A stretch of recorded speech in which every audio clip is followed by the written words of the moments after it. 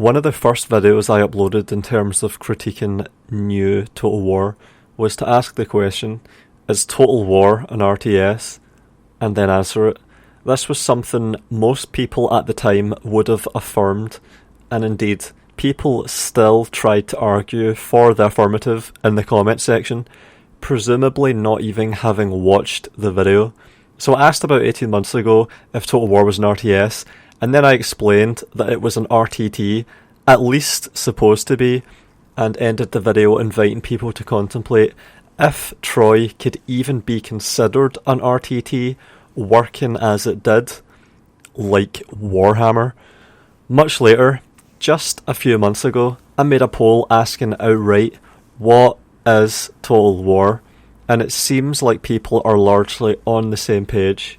Today, it's safe to say that Total War is getting to the point where it isn't an RTS or an RTT, the point where it has jumped the shark and shunned its genre entirely in pursuit of its own strange goals and influences. So let's start talking about that. In the sieges of the upcoming Warhammer 3, you can click a button and a barricade appears out of nowhere in a place already designated by the developers. This on-off switching was already unimpressive in previous Total War games like 3K and Attila, so it's completely out of place when it's being presented as the centrepiece of the big reveal video for the only real update to a game that's now being resold for a third and final time after the first two games had no real sieges. Sieges being something they should have had all along, because Total War already had this in full 20 years ago with Medieval 1. What makes this on-off switching particularly distasteful is that it looks like it's a complete copy-paste of the previously revealed and universally panned tower defense videos from months before. Also in this new reveal was the fact that you can move your units into a magic power-up location that adds arbitrary numbers onto their stats. These stats are already very up in the air and ungrounded. They're heavily abstracted from the battle itself, completely divorced from the tactics occurring during it. For example, they're usually being universally denatured by the battle difficulty setting, and that was the subject of the second video I uploaded when I began critiquing your Total War. I've been critiquing that endlessly ever since that video, and we now know they're going to tone down the gameplay ruining fake difficulty numbers for Warhammer 3, and that is a good thing. That genuinely is good news for everyone that cares about these games. In addition to the difficulty modifiers, the pervasive stat system is also almost always being altered by things happening on the campaign map, like the bloated and intrusive progression systems that these games are infested with now. These campaign-side progression systems are all usually very unstrategic considerations in themselves when they're being navigated on the campaign map, and to make it even worse, they get to come down to the battle map to contaminate and usually damage the tactical experience in battles where the game is supposed to shine. This is its unique selling point. This is especially grievous when you're in what should be one of the most methodical, careful, deliberate and tactical experiences available in all of Total War: sieges. One of the few substantive and worthwhile improvements that Warhammer 3 will actually attempt to introduce over the almost identical Warhammer 2 that also sold at full retail price in 2017 are its siege updates. I think it's a big red flag that what little they've shown of these improvements so far has been so bad. Naval battles have been completely abandoned, not even once in the history of Total War having lived up to their massive potential to offer a unique real-time tactics experience on the seas, always being mired by bugs and glitches and shitty balancing and bad AI. They're now dead and gone, given up and gutted out. In fact, competition has actually taken up the mantle and is doing a better job than Total War ever did. At this point in Total War's history, multiplayer is on a ventilator with multiple organ failure. Total War games now usually have no multiplayer whatsoever on launch, and I predict that soon they won't even release multiplayer patches, with the most recent Troy multiplayer patch taking 6 months and with almost nobody playing it at all then or now, as a result of it arriving too little, too late. So the direction they're going in is obvious. To just not have any multiplayer from now on, to go the same way as naval battles did, one less thing to do, another thing to cross off and forget about forever. We know they intend to finally include more than 2-player co-op after more than a decade of people asking for it, but will they do it, and do it properly? Is this just CA giving hyped up kiddies something to nag their Warhammer indifferent friends with until they buy the game themselves? Are they turning Warhammer Total War into the social activity that it was always supposed to be, just as the pandemic is almost over and people can start doing their tabletop again? Or is this just a marketing ploy a month out from launch? We will have to see. The gaming press picked up on it, and maybe that was the entire point. If we have any memory, then we know that execution doesn't matter as much as the headline itself.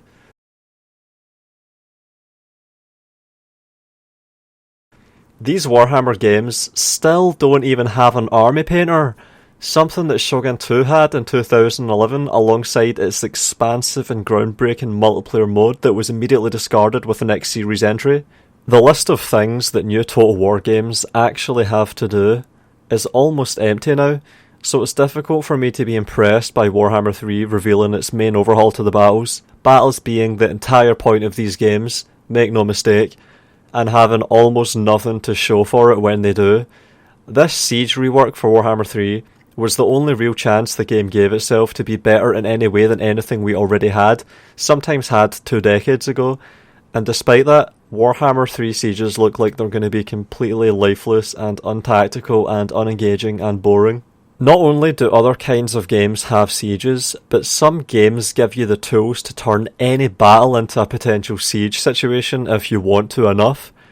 It seems like some people around here, too many people around here, have no idea what that means, so I'm going to elaborate and show a glimpse of what's possible, because some people are completely oblivious to this, stuck in a super autistic, neophobic rut, or are just uncurious and uninquisitive people in general, which is criminal. What a waste. In Men of War from 2014, the year after Rome 2, you can build sandbags anywhere you want and take cover behind them. With this freedom, you can set up a defensive position of such sandbags and, for example, place an MG42 at the back where it has full protection from being flanked but is still able to project its fire with full effectiveness at long range. Potent but vulnerable MG42s synergise perfectly with cheap infantry that draw fire from the flanks and carry on the fight while it reloads. With sandbags, the machine gunner is even less likely to catch a bullet like this. I've actually seen sandbags absorb the explosive concussive blast of high explosive shells, leaving all the men behind it alive as they scatter for new cover. It also doesn't create a ditch. If you have a bit more time to fortify and want more than sandbags, you can dig a shallow foxhole and lie in it. It can't ever be destroyed by small arms fire like sandbags eventually are. Even if the man lying in the hole dies, the foxhole will remain and can be remanned. His replacement can even safely pick up his equipment and continue the fight with it, deploying it in addition to their own for whatever the situation calls for. If you're willing to spend even longer with an entrenching tool, you can dig a deep foxhole and kneel inside it. Good luck landing a grenade inside one of these holes without dying first, and good luck shooting them out with this tiny profile.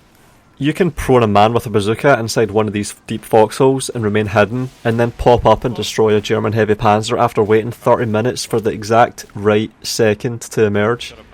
This is often why players preemptively use white phosphorus or flame tanks on foxhole clusters. In this game, the manipulated terrain itself is perceived as threatening enough to expend valuable arms and munitions. If you want to get serious, you can dig large foxholes. These can fit entire squads. You can also place your own mortars inside these large holes. These mortars will now be almost impervious to direct fire. They will be difficult to kill without a very lucky direct hit from enemy artillery, or their own line being completely overrun, something their now uninterruptible fire will assist in preventing from ever happening. Just make sure you can resupply them with ammo, because they'll run out before they'll ever die. If you want a more serious defensive position for infantry with small arms, you can dig a long trench. This takes nearly 3 minutes to dig. This is a substantial fortification with entire infantry squads able to find firing positions from good cover, some even taking positions behind the trench on the excavated mounds, if required.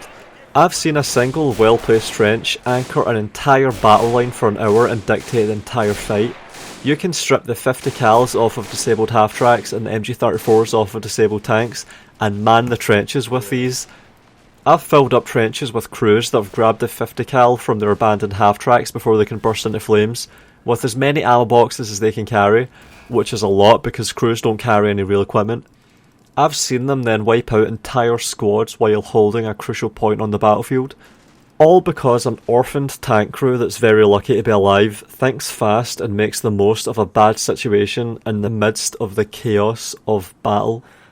If you want to impede and influence enemy movement directly, you can build barbed wire to block enemy infantry and funnel them into kill zones of setup MGs. Barbed wire is light though, so it can be dealt with, albeit expensively, by bombing or by being crushed by light vehicles, if the danger of spearheading an assault with more expensive vehicles is acceptable. For those light vehicles, there are anti-vehicle traps. Not only can these be placed to completely block passage, but they can be used alongside AT guns, which can hold their fire until the vehicle is compelled to turn to navigate around an obstacle, patiently waiting for the effective shot into side armour, with more time to take them. Tank traps really live up to their name when they're deployed well. I remember doing this back in Sudden Strike in the year 2000, Sudden Strike being a pioneer and progenitor of the real-time tactics genre, a legacy that this game inherits and continues almost directly, like a spiritual successor. Heavier tanks can usually crush smaller tank traps easily. For heavy tanks, you need anti-tank hedgehogs. These can only be destroyed with great effort, requiring placed dynamite or very heavy and expensive shelling from things like aviaries. These are so substantial that their welded thick steel construction can actually block or deflect the shots from even the heaviest guns. So these disrupt incoming or outgoing heavy tank fire in addition to blocking the heavy tanks themselves. Even tank engagements are slowed down. The fight becomes slower, more attritional, more about artillery. Some battles really do begin to feel like sieges, with attacking players being forced to assault heavily fortified and defensive positions with waves of combined troops and vehicles. Half-tracks loaded up with high-quality infantry driving through gaps made by tanks and demolition teams, scattering the infantry that have been transported through minefields as quickly as possible into painstakingly cleared foxholes. Minesweepers at the back making the most of the respite and sweeping paths for future waves. Oh yeah, in addition to blocking enemy movement outright, you can place minefields. Anti-personnel mines can kill entire squads of elite infantry if they go off perfectly. Oh, they're going through it. Oh man. Well, all the shots are getting blocked by the traps. Oh, this is gonna murder like 5 guys if one of them hits it. If one of them hits a mine. Oh man. Holy shit, this is so good. And there are also anti-tank mines. These can kill heavy tanks, but usually they just track them. Oh man, he's got a mine disposal guy in the tank now, riding along with the crew. Oh my god. Oh, it's gonna fuck him! Oh man. It just hit 3 of them and got stuck. Oh my god. A tracked tank is a sitting duck. The heavier the tank, the more debilitated. The bigger it is, the harder it falls. Oh, here they come, AP mines again. Oh, one lucky shot. Oh, you tracked it. Ooh. Alright, it's fucking sitting duck. Sitting duck. No, it's not. It's a tiger too.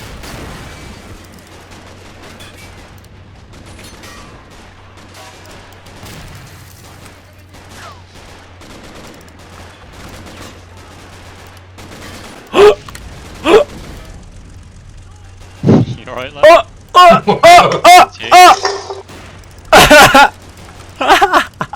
Get ready, get ready, get ready! Oh, fucking dynamite! Oh my god, he ran out from behind the barbed wire.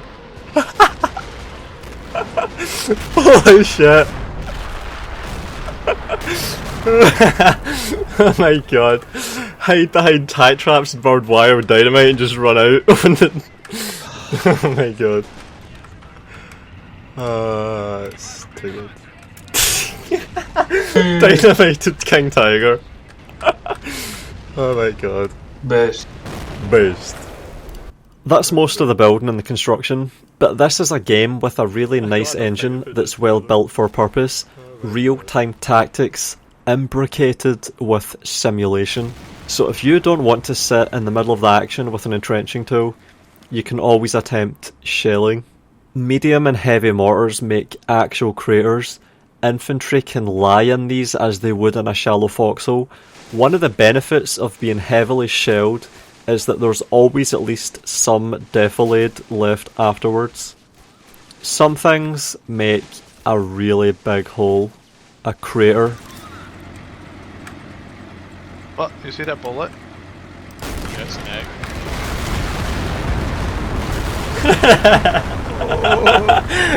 Oh no. You didn't even need two. The eyes what?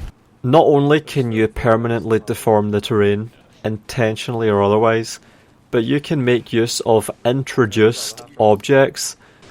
Tiger's pushing forward, watch out, it's going for an angle. What kind of... Oh, I did that deliberately! Blew up a dead tank.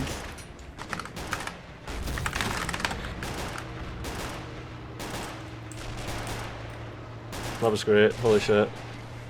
Tank duels are sometimes dictated by the completely incidental position of the carcasses of dead tanks from previous engagements. Why don't I have line of sight? I'm really confused. Okay, I think I got it. It's dead. It's fucking dead. Oh, it's just the fucking hits. He's using that as a shield, that's cunning. With derelict chassis blocking shots exactly as would be expected. Or reducing penetration through all that gets subsequently hit, which can sometimes be the difference between life and death. Or it deflects the shot entirely. Players very often hide their tanks behind dead tanks, giving themselves an opportunity that their predecessor lacked, while they often attempt to succeed exactly where they failed. Something that was interesting recently was when someone purposely used half-tracks offensively as deployable cover on a control point that was really difficult to take. It was like parking a battle bus. Engineers need time and protection to work in order to set up field defences, sometimes with walls of smoke carpeting the field while they dig. Vehicles, on the other hand, can be abandoned and left to their fate, maybe even driven up and self-destructed. Now that I think about it, you could probably commandeer civilian tractors and cars and self-destruct them and use their carcasses as deployable cover. The game would permit it to work and be effective. Just an idea. And not just the vehicle chassis. When a tank jacking the boxes and the turret blows completely off and falls back to earth, the turret remains as an object on the ground that works seamlessly with the dynamic cover system. Just a few clicks and an infantryman has utilised heavy cover. This thing would probably deflect tank shells. Way better than sandbags, but completely opportunistic. Even a tank that's a completely unsalvageable burned out husk with a loss of all crew can render some utility. Just up to the player to spot it and be resourceful and tactical enough to make use of it. If the contrast between what I've just described and what you can do in games like Warhammer and 3K and Troy isn't obvious, then there's just no hope for you. And this is just one game. There are loads more I could do this with. I've already alluded to Sudden Strike, which is 22 years old now and had most of this stuff.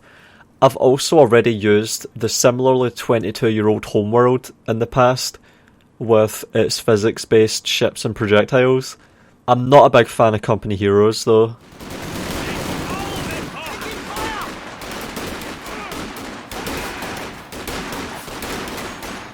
Frag grenades now available for action.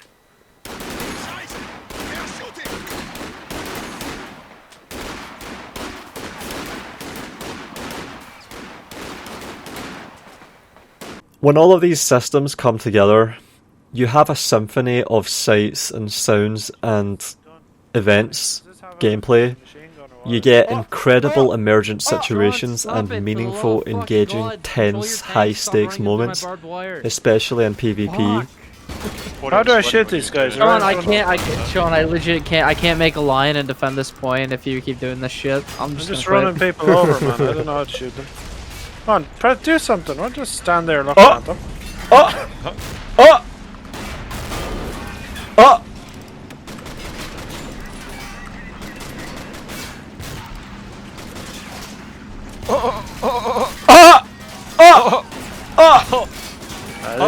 This fucking thing doesn't do anything. Go on, it's gonna blow for a shot. Save Sean. Does it not have a machine gun? What? Regulars! Clear the shingle! Fire in the hole! Fire now! Fire in the hole! Do what you're told. What the fuck? Oh my Look, god. it set off all the little AP mines under the tank and it blew it up. Holy Shooting shit. things. Oh my god. They're still trying. Yeah. Oh man, I love this game, man. This is so good. Holy shit. Ah, this is fucking amazing. Bag. Fucking. Look at him. He did nothing. I got killed. I don't know how to play these. He's got mortars firing at you with gases. So, where do these kinds of tactical aspects and decisions exist in Total War? In Shogun 2, when you're trying to position guns and spears and trees and on hills to make the most of the engagement. In Fall of the Samurai, when you're trying to find the best position on walls and the best moment to retreat to the next layer, all while minimising return fire. It exists in Rome Total War when you're trying to manoeuvre to get decisive engagements and chain route entire melee lines with perfect timing using your barbarian infantry. It exists in Medieval 2 when you're trying to use high ground for favourable melee slogs and long-range crossbow fire. I don't have any memories like that for 3K or Troy. I only remember being constantly disappointed while trying to find them, which was feckless. I don't see how anyone can get it from Warhammer, and nobody ever wants to provide examples when I ask them for them, so it obviously doesn't exist. If I'm wrong, then I'll be proved wrong soon when Warhammer 3 launches and it's held in a way no Total War has been in over a decade. And if you think using World War II combat as a point of comparison is at all unfair, then remember that CA did it themselves during the marketing of Rome 2, which was the game where this series went off the rails. They aspired to it themselves once upon a time. So here you see the guys disembarking onto the beach. This is, what we're trying to achieve here is get a real sense of almost the Saving Private Ryan of the ancient world. So we really want to get the camera down and get that sense of that darker vision of war, where you really make this human scale of battle come alive, and it's part of that darker vision of war, a more gritty, realistic feel to the way the battles work. And remember that 3K and Troy are basically just Warhammer with a reskin, as will be any future Total War game, and Warhammer itself is just Rome 2 with single entities and magic spells. All the evidence suggests all future Total War games are going to be Rome 2 over and over again. All Total War games are going to be the game that failed to live up to Saving Private Ryan. Failed miserably. But sometimes games actually live up to the movies.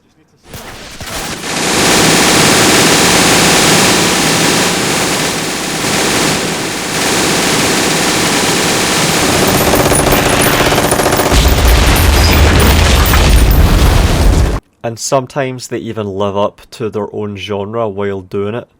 Minor supply, key building, and victory points. These key points have pre-designated build locations for construction. The avenues are the perfect ambush spot, making flanking and devastating charges a more viable tactical strategy. What the fuck is wrong with this guy? Am I kidding me or what? If you'd like to see Total War games return to form, or at least express interest in actual gameplay and tactics for what it's worth, then you can do that by signing the petition to have Warhammer 3 include guns again. People don't realise it, but guns are actually one of the gutted features in Total War. alongside naval battles and an efforted multiplayer. Thanks for signing if you did, and I'll see you in the next one. Plenty more to come, and it's going to be interesting. If you appreciate my work enough to want to show your support, I've got a Patreon page. Patrons get special perks such as being on screen right now and having names read out. Special thanks to Matteo Olivetti, Nerdington, The Roadie 451, Halcyon and Robert Sparks.